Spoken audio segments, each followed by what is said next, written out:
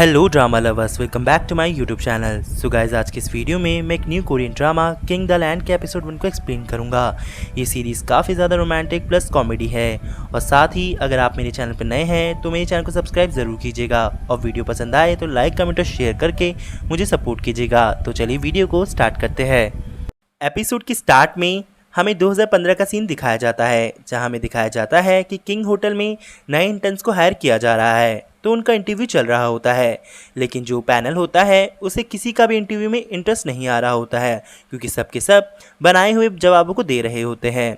अब इसके बाद हमें हमारी मेल लीड चॉन सारिंग को दिखाया जाता है, जो कि काफ़ी ज़्यादा कॉन्फिडेंट प्लस नर्वस भी होती है। अब उसका नंबर होता है, अब उसे बुलाया जाता है। वो जैसे ही रूम में बढ़ती है, उसका एक शूज़ का हिल ब्रोक हो जाता है, लेकिन वो फिर भी कॉन्फिडेंट से अंदर जाती है। अब हम देखते हैं कि पैनल में से एक लेडी की नज़र उसके शूज़ पे पड़ती है और वो उसके रिज्यूम को भी देखती है, जिसमें लिखा होता है कि उसने बीए नहीं किया और साथ ही उसने आज तक लाइफ में कुछ भी अचीव नहीं किया होता है।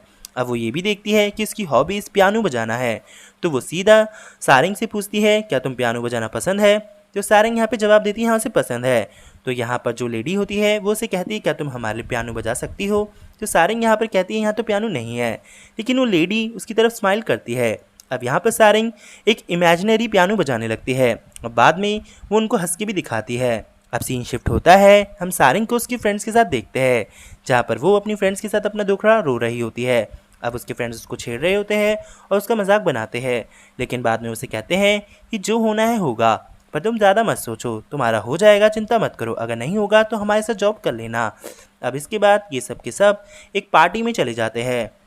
नेक्स्ट मॉर्निंग हम देखते हैं कि सारिंग को, जो कि हैंगओवर में होती है, तभी उसे एक फ़ोन आता है जो कि किंग होटल से होता है। तभी सारिंग का सारा हैंगओवर उतर जाता है। अब किंग होटल से उसे बताया जाता है कि उसे इंटर्नशिप के लिए हायर कर लिया होता है। ये सब सुनकर सारिंग काफ़ी ज़्यादा एक्साइटमेंट हो जाती है, वो अपने दोस्तों को भी ये सारी चीज़ें शेयर करती है।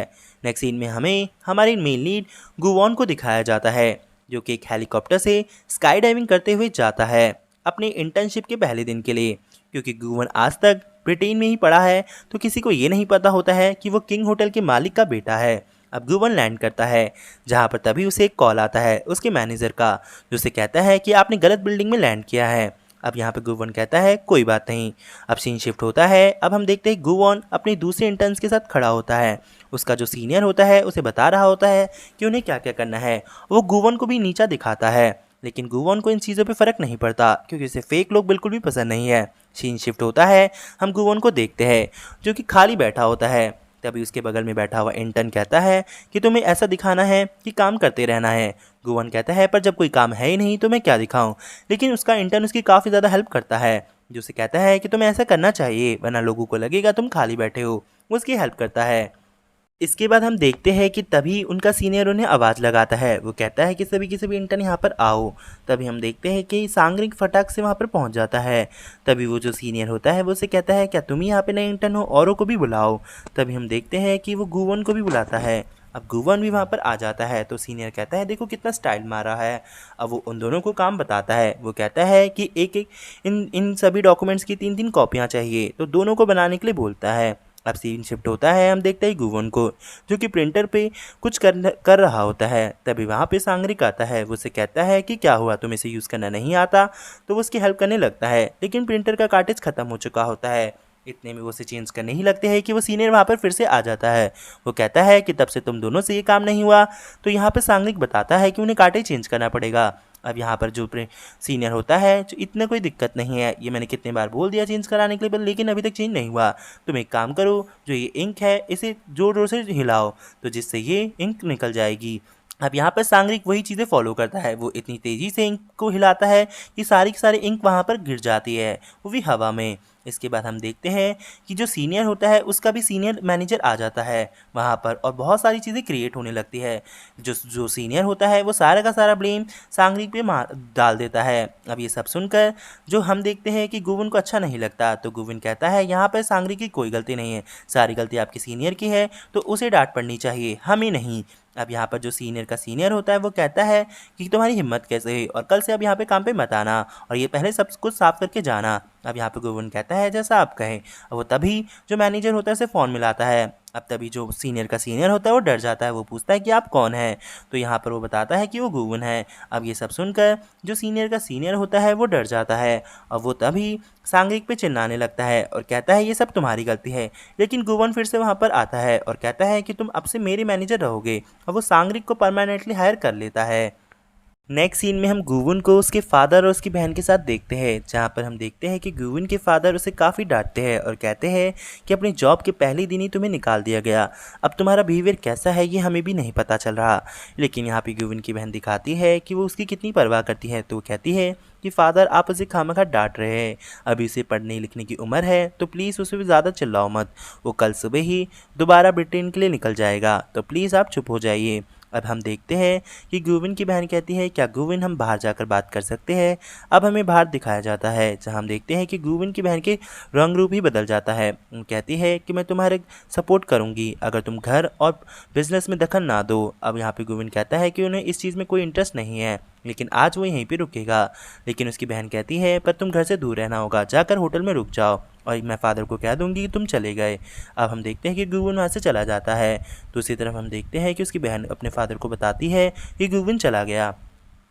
नेक्स्ट डे हमें दिखाया जाता है कि सारंग का आज होटल में पहला दिन होता है। वो होटल में एंटर करती है, उसे अपने बचपन का दिन याद आता है जहाँ पर उसने ये सपना देखा होता है इस होटल में काम करने का। अब हमें दिखाया जाता है कि सारंग और बाकी सभी ट्रेनियों की ट्रेनिंग हो रही होती है। ट्रेनर उन्हें बताता है कि तुम्हें ये सब करना है और अपने गेस्ट के साथ अच्छा बिहेव करना है। इसके बाद हम दिखाया जाता है कि सारंग को जिम में ले जाया जाता है, जहाँ पर उसे बोला जाता है कि जितने भी इक्विपमेंट्स हैं उन्हें अच्छे से साफ़ करो, और सबसे गंदा इक्विपमेंट्स से दिखाया जाता है कि वो है उसमें बट के साइन भी लगे हुए हैं, तो प्लीज़ उसे अच्छे से साइन साफ़ कर देना। अब सारंग उसे साफ़ करने लगती है। इसके बाद सीन शिफ्ट होता है, जहाँ हमें दिखाया जाता है कि सारंग उस लड़की से जो उसकी ट्रेनिंग होती है उसे बताती है कि देखो तुम तो यहाँ 1 महीने काम करोगी, इसके बाद तुम चली जाओगी, लेकिन अच्छी बात है कि तुम यहाँ 1 महीने काम करोगी। अब सारंग कहती है उसका तो सपना है कि काश उसे यहाँ परमानेंट जॉब मिल जाए। अब वो ट्रेनिंग कहती है कि वो तो देखा जाएगा। अब हमें दिखाया जाता है कि सारंग की सारी फ्रेंड्स भी काफ़ी ज़्यादा मेहनत कर रही होती है, तीनों की तीनों काफ़ी ज़्यादा मेहनत करती है अपने सपनों को पूरा करने के लिए। इसके बाद हम सांग्रिक को देखते हैं जो कि गोविंद से मिलने जा रहा होता है। अब हम गोविंद को देखते हैं जो कि अपने लिए कुछ कपड़े सिलेक्ट कर रहा होता है। तभी सांग्रिक भी वहाँ पे पहुँच जाता है। गोविंद डिज़ाइनर से कहता है कि मुझे ऐसे कपड़े दिखाओ जो कि लिमिटेड हो। अब जो डिज़ाइनर होता है वो बताती है कि ये दुनिया में सिर्फ 3 ही है, लेकिन एक बिक चुका है तो 2 ही बचे हैं। तो गोविंद वो दोनों ले लेता है। तो सांग्रिक कहता है उसे इसकी कोई ज़रूरत नहीं है, उसके लिए एक ही टी शर्ट बहुत है। गोविंद कहता है ये सिर्फ मेरे लिए है, मैंने तुम्हारे लिए क्यों लूँगा, मैं पागल हूँ क्या? और हाँ जल्दी से अपना पासवर्ड बनाओ, हमें बाहर देश निकलना है। यहाँ पे सांग्रिक कहता है क्या सच में? तो उसके पास पासवर्ड नहीं होता। तो गोविंद उसे टाइम देता है कि जल्दी से जल्दी अपना पासवर्ड बना लो, और वो यहाँ ये कहकर सांग्रिक को भेज देता है। दूसरी तरफ हमें दिखाया जाता है कि सारंग अपने काम में बहुत मगन होती है। अब वो जिम में होती है। तभी हम देखते हैं कि जिम में एक वही आदमी आता है जो कि बहुत ज़्यादा छेड़खानी करता है। वो जिम में सभी को परेशान कर रहा होता है, वो बहुत ज़्यादा आवाज़ें निकालता है और उसने वही शेर वाली टी शर्ट पहनी होती है जो कि गोविंद ने भी खरीदी होती है। अब हम देखते हैं कि तभी वहाँ की एक मैनेजर उस आदमी को रोकती है और कहती है कि प्लीज़ शोर मत कीजिए। हम देखते हैं वो आदमी की नज़र सारंग पे होती है।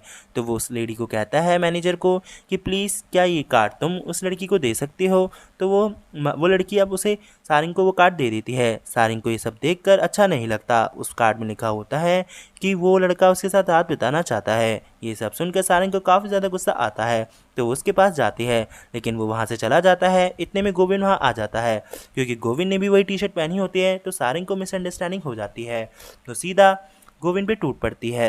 वो गोविंद को ट्रेडमिल पर भगाती रहती है और कहती है कि तुम्हारी हिम्मत कैसे हुई, अगर अगली बार से ऐसी हरकतें करी तो सीधा कंप्लेंट कर दूंगी और चुपचाप से यहाँ से चले जाओ।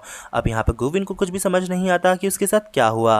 अब वो वहाँ से आगे बढ़ जाता है, तो वो देखता है, वो उसे रोकने की कोशिश करता है, लेकिन सारंग वहाँ पे नहीं रुकती और वो वहाँ से चली जाती है। इतने में हम देखते हैं कि गोविंद की बहन वहाँ पर आ जाती है और उसे कहती है कि तुम कब तक यहाँ पर रहोगे, तुम यहाँ से कब जा रहे हो। लेकिन हम देखते हैं गोविंद और उसकी बहन के बीच में ज़्यादा कुछ भी अच्छा नहीं होता। गोविंद कहता है वो इस हफ्ते तक चला जाएगा, तो प्लीज़ मुझे गेस्ट की तरह ट्रीट करो, कोई ऐसा बिहेव मत करो। सीन शिफ्ट होता है। अब हम देखते हैं सारंग को जो काफ़ी ज़्यादा दुखी होती है। सारिंग वॉशरूम को क्लीन करती है और वो जैसी लॉबी की तरफ जाती है कि तभी वहाँ पर प्रेसिडेंट आ जाती है, जो कि उसे कहती है कि यहाँ पे तुम्हारा काम कैसा चल रहा है, क्या तुम्हें अच्छा लग रहा है। तो सारिंग कहती है उसे अपॉर्चुनिटी देने के लिए बहुत बड़ी शुक्रिया, और उसे काफ़ी ज़्यादा अच्छा लग रहा है। अब वो हम देखते हैं जो प्रेसिडेंट होती है वो उससे अलग अलग सवाल पूछती है और वो कहती है कि डिपॉजिट स्लिप्स का क्या करना चाहिए। अब यहाँ पर तभी दूसरी मैनेजर से कहती है कि अब ये 1 महीने की ट्रेनिंग है तो इतना सब कुछ इसे नहीं बताया, लेकिन सारिंग सारे जवाब दे देती है। तो यहाँ पर प्रेसिडेंट खुश हो जाती है, वो उसे कहती है कि तुम्हें लॉबी में प्रमोट किया जा रहा है। ये सब देखकर मैनेजर चिढ़ जाती है, तो वो कहती है ये तो 1 महीने के लिए है। तो लेकिन प्रेसिडेंट कहती है अब इसे 1 साल के लिए यहाँ पर रखो, क्योंकि वो लड़की काफ़ी अच्छा हंसती है और साथ ही उसे सब चीज़ों की नॉलेज है। अब हम देखते हैं मैनेजर इसी से चिढ़ चुकी होती है। वो सारिंग को कहती है तुम सब कुछ आता होगा लेकिन तुम ज़्यादा दिन यहाँ टिक नहीं पाओगी, लेकिन सारिंग अपनी परफॉर्मेंस से सब कुछ हिला देती है। अब दूसरी तरफ हमें दिखाया जाता है गोविंद अपनी बहन का वेट करता है। उसकी बहन कहती है कि तुम प्लीज़ बाहर ही रहना, यहाँ मत आना। गोविंद कहता है वो तो उस पर डिसाइड करेगा कि वो क्या करना चाहता है और क्या नहीं। अब ये कहकर गोविंद वहाँ से चला जाता है। अब हमें दिखाया जाता है कि सालों साल बीतते जाते हैं। गोविंद भी अपनी लाइफ में बहुत कुछ अचीव करता है और सारंग भी। सारंग की एक फ्रेंड की शादी भी हो जाती है और साथ ही सारंग का भी एक बॉयफ्रेंड बन जाता है। अब सीन प्रेजेंट में आता है। नेक्स्ट सीन में हम देखते हैं कि गोविंद को एक एनवलप मिलता है जिसमें कुछ डॉक्यूमेंट्स होते हैं। उन्हें देखकर वो मन बनाता है कि उसे साउथ कोरिया वापस लौटना है, तो वो जल्दी से सांगरिक को फ़ोन करता है और कहता है कि हमें अभी के अभी साउथ कोरिया निकलना है। सांगरिक कहता है ये क्या मजाक लगा रखा है, मैं तो कोई पैकिंग नहीं की। गोविंद कहता है तुम्हारे पास 10 मिनट है, हमें जल्दी से साउथ कोरिया जाना है। दूसरी तरफ हम देखते हैं कि सारिंग अब काफ़ी ज़्यादा अच्छी पोजीशन पर जा चुकी है। वो नए इंटर्न्स को होटल के बारे में बता रही होती है। तभी हम देखते हैं कि वहाँ पर सारिंग की हेड मैनेजर आ जाती है, जो उसे कहती है कि एक गेस्ट तुमसे मिलना चाहती है तो जल्दी से लॉबी में जाओ। अब हम देखते हैं कि सारिंग उस गेस्ट को अटेंड करने जाती है। वो गेस्ट उसे बताती है कि उसके गेस्चर उसे इतना अच्छा लगा कि उसकी आंखों में आंसू आ गए। वो उसे थैंक यू विश करती है। सारिंग कहती है ये तो उसका काम है और आपको अच्छा लगा, मुझे यही बड़ी खुशी है। अब हम देखते हैं कि गोविंद भी होटल पहुँच जाता है। इसके बाद हम गोविंद को उसकी बहन और उसके पापा के साथ देखते हैं, जहाँ पर वो डिस्कस करता है कि वो अब बिज़नेस स्टार्ट करना चाहता है। वो पापा का होटल संभालना चाहता है। ये सब सुनकर उसके पापा काफ़ी ज़्यादा खुश होते हैं, लेकिन उसकी बहन काफ़ी ज़्यादा दुखी सी लगती है। अब वो कहता है कि वो अपने हिसाब से सारी चीज़ें करना चाहता है, वो एक एक चीज़ें सीखेगा।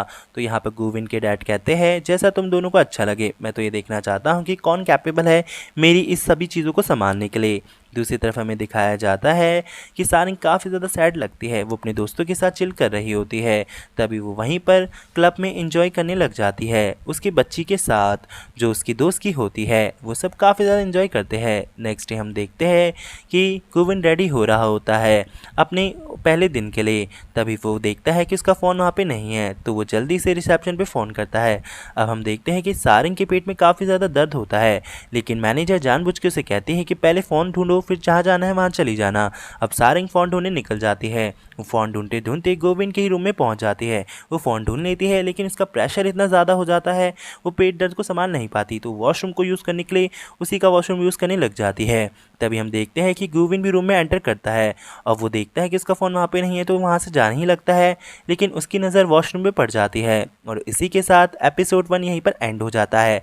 आई होप गाइस आपको एपिसोड 1 की एक्सप्लेनेशन पसंद आई हो। मिलते हैं इसके नेक्स्ट पार्ट में।